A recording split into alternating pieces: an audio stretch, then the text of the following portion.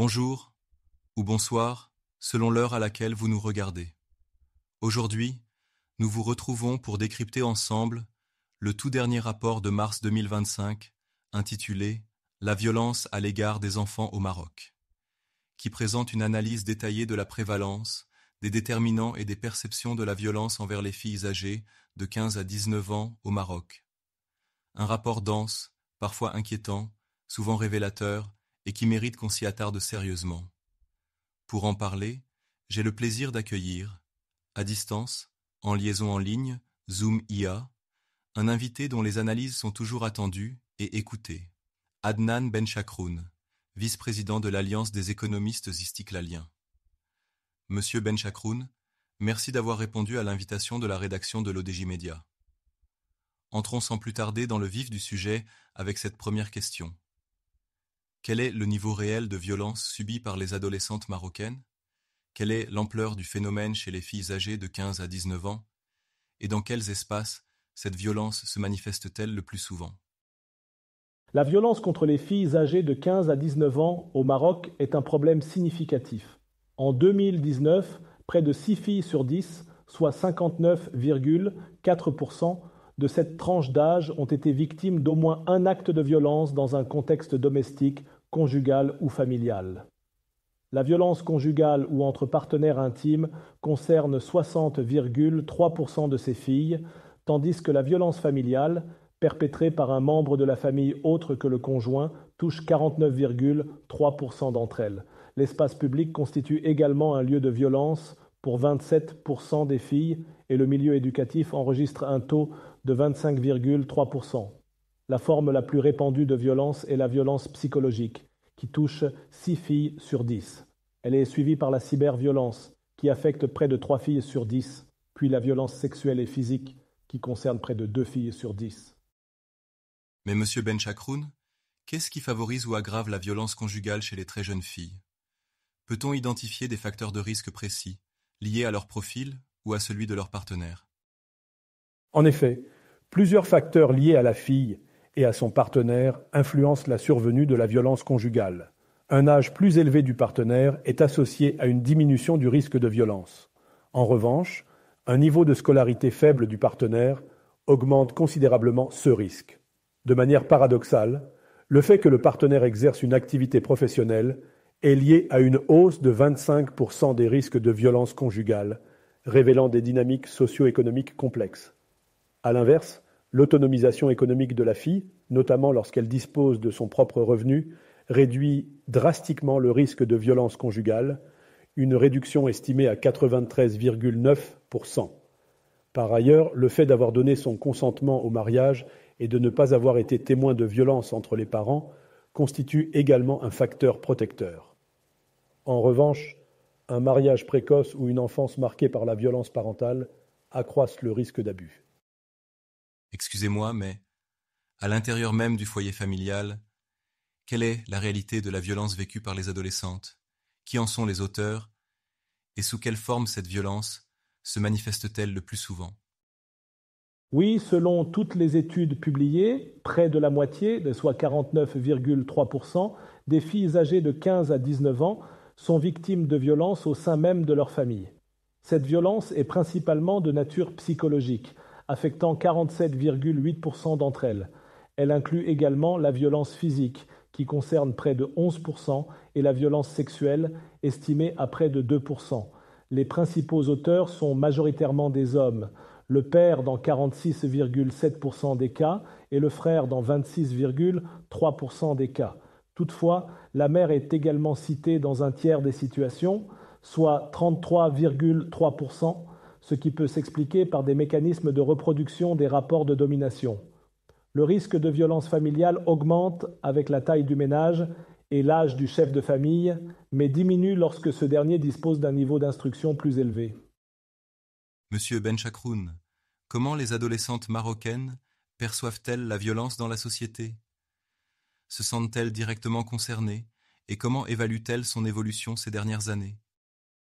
Certes, je ne suis pas un sociologue, mais je pense qu'une part significative des filles âgées de 15 à 19 ans, soit 12,5%, identifient les enfants comme la catégorie la plus exposée à la violence. Par ailleurs, elles sont très nombreuses, 67,6%, à penser que la violence contre les femmes a augmenté au cours des 5 dernières années. Ce constat est partagé également en ce qui concerne la violence à l'égard des enfants, avec un ressenti d'augmentation exprimé par 68,2% d'entre elles. Ce sentiment est particulièrement marqué en milieu urbain lorsqu'il s'agit de violences sexuelles. Il atteint alors 87,9%. Quant aux lieux les plus redoutés, les filles identifient très majoritairement l'espace public comme étant l'endroit où la violence envers les femmes est la plus fréquente. Alors, comment les normes sociales et les représentations de la masculinité influencent-elles les comportements violents envers les filles?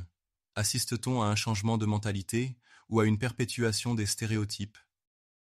Je ne peux que constater avec vous, près de 40% des jeunes filles considèrent encore que la violence conjugale est une affaire privée. Cette vision constitue un frein important à la dénonciation et à la recherche d'aide. 18,4% des adolescentes déclarent même accepter de supporter la violence, invoquant des raisons telles que la présence d'enfants, l'amour pour le conjoint ou le manque de moyens pour partir. En parallèle, 37,7% continuent de penser que l'homme doit être fort et ferme, un stéréotype plus répandu en milieu rural et dans les familles où le chef de ménage est peu instruit.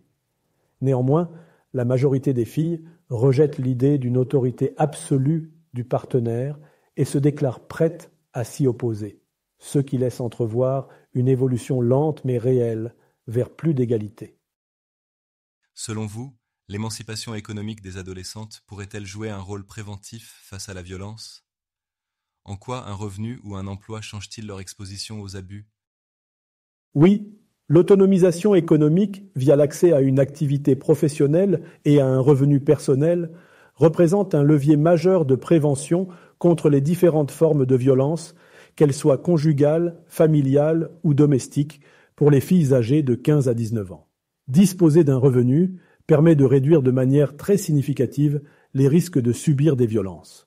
Pour la violence conjugale en particulier, l'étude indique une réduction de 93,9% du risque pour les filles ayant leur propre revenu. Ainsi, les politiques publiques qui favorisent l'accès des adolescentes à l'éducation et à l'emploi apparaissent comme des stratégies puissantes de lutte contre la violence de genre. Mais alors, 3 questions qui doivent absolument être posées. Les adolescentes marocaines connaissent-elles réellement leurs droits? Quel est leur niveau de familiarité avec la loi 103-13 contre la violence faite aux femmes? Et si elles la connaissent, la jugent-elles efficace? Oui, de bonnes questions.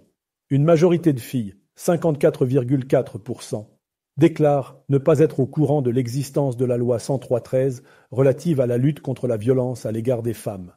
Cette méconnaissance est particulièrement marquée en milieu rural et parmi les filles dont le chef de ménage présente un faible niveau d'instruction.